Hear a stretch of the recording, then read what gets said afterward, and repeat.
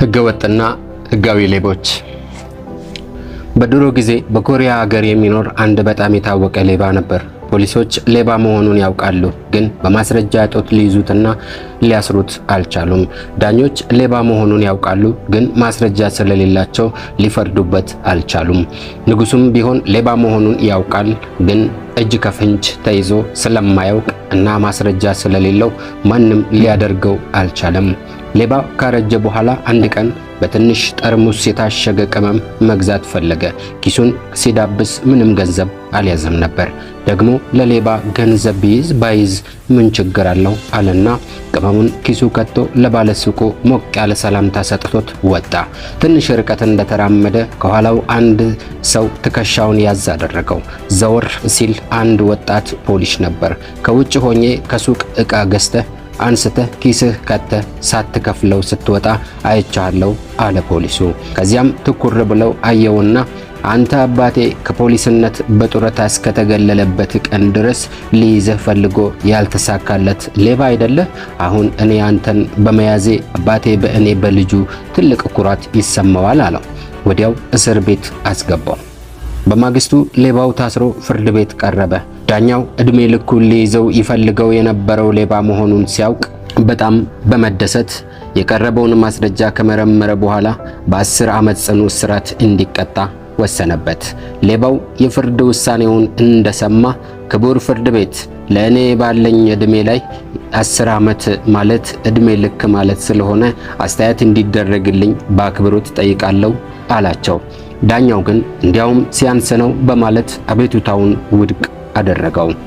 ከዚያም ሌባው በጥብቅነቱ ከፍተኛ ወደ ሆነው የንጉሥ ልዩ እስር ቤት ተወሰደ። አንድ በብረት የታጠረ ክፍል ውስጥ ሲዘጉበት ከዚህ እስር ቤት በአጭር ጊዜ እወጣለሁ አለ። ፖሊሱም ከዚህ እስር ቤት አንድም እስረኛ አምልጦ አያውቅም።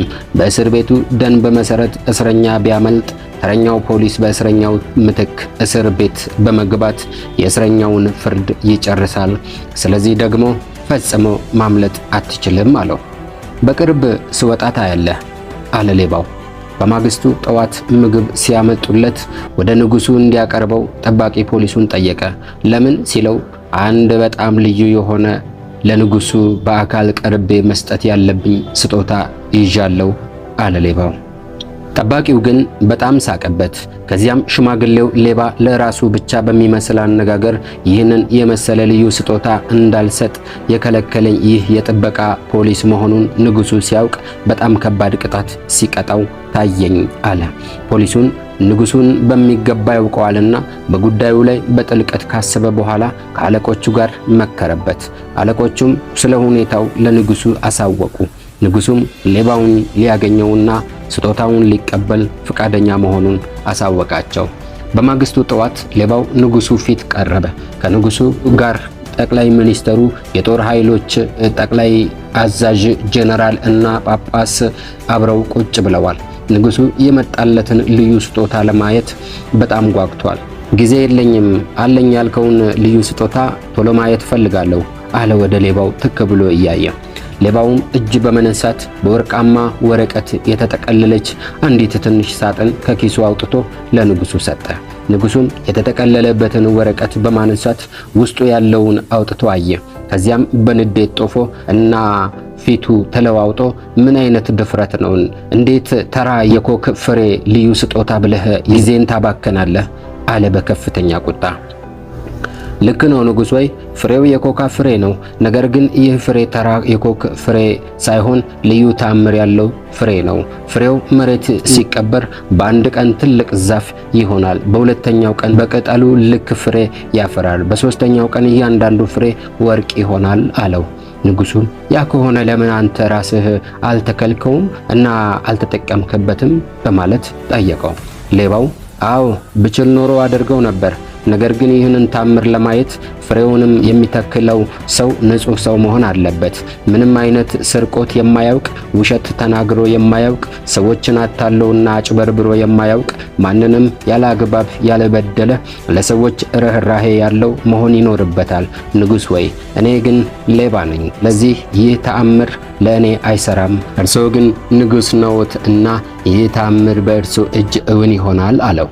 ንጉሱም በእጁ የያዘውን ፍሬ አገላብጦ ካየ በኋላ ስንት ጊዜ ህዝቡን እንደዋሸ፣ ምን ያህል የህዝብ ገንዘብ ያለ አግባብ እንደዘረፈ፣ ምን ያህል ሰው እንዳሰቃየና እንዳጉላላ፣ የስንት ንጹሃን ዜጎችን ህይወት ያለ አግባብ እንደቀጠፈ እና በህዝብ ላይ የፈጸማቸው በደሎች እና ወንጀሎች ታወሱት። እኔ አልችልም፣ ቅድመ ሁኔታውን አላሟላም በማለት የያዘውን ፍሬ ለሌባው መለሰለት። እንግዲያውስ መንግስቱን እየመሩ ያሉ ጠቅላይ ሚኒስትራችን ይህንን ተአምር እውን ማድረግ ይችላሉ በማለት የያዘውን ፍሬ ለጠቅላይ ሚኒስትሩ ሰጠ ሌባው። ጠቅላይ ሚኒስትሩም ፍሬውን አገላብጦ ካየ በኋላ ለዓመታት የተዘፈቀበትን ሙስናና ያሰቃየው የህዝብ ብዛት በህሊናው መጣበት። እኔም ይህንን ማድረግ አልችልም አለ በእዝነ ስሜት። እርሶም አይችሉም አለ ሌባው በመገረም። እንግዲያውስ የጦር ኃይሎች አዛዥ ጄኔራል ያሳድጉታል ብዬ አምናለሁ በማለት ፍሬውን ለጄኔራሉ ሰጠው።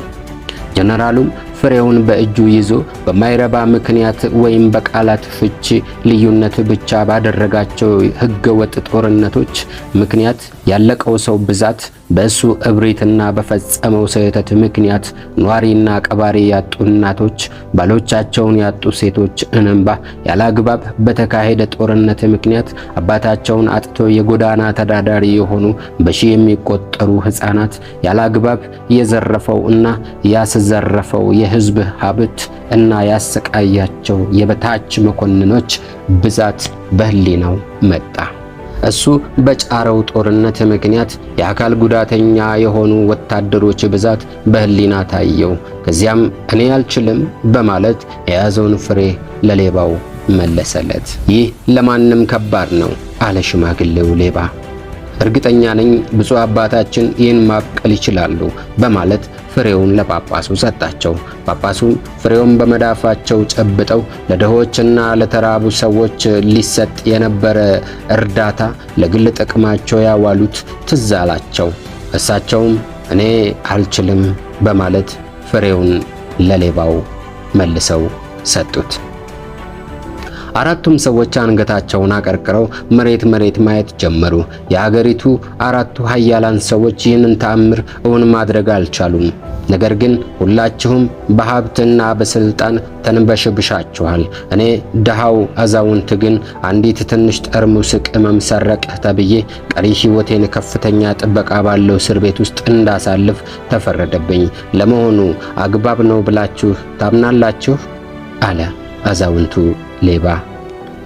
ከጥቂት ደቂቃዎች ዝምታ በኋላ ንጉሡ አዎ አግባብ አለመሆኑን ተረድቻለሁ። ዛሬ ባስተማርከኝ ትምህርት ነፃነትን ታገኛለህ። ስለዚህ ከአሁን ሰዓት ጀምሮ በነፃ ተለቀሃል በማለት በነፃ አሰናበተው።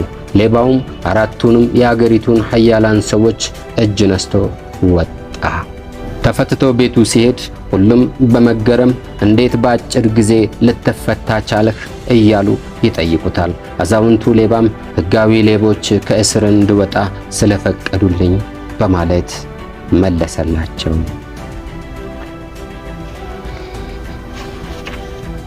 ይህንን ቪዲዮ ጠቃሚ ሆኖ ካገኛችሁት ላይክ፣ ሼር፣ ኮሜንት እያደረጋችሁ ለወዳጆቻችሁ እንድታደርሱልኝ በአክብሮት ጠይቃለሁ። መልካም ዛሬ ይሁንላችሁ። ባይ ባይ።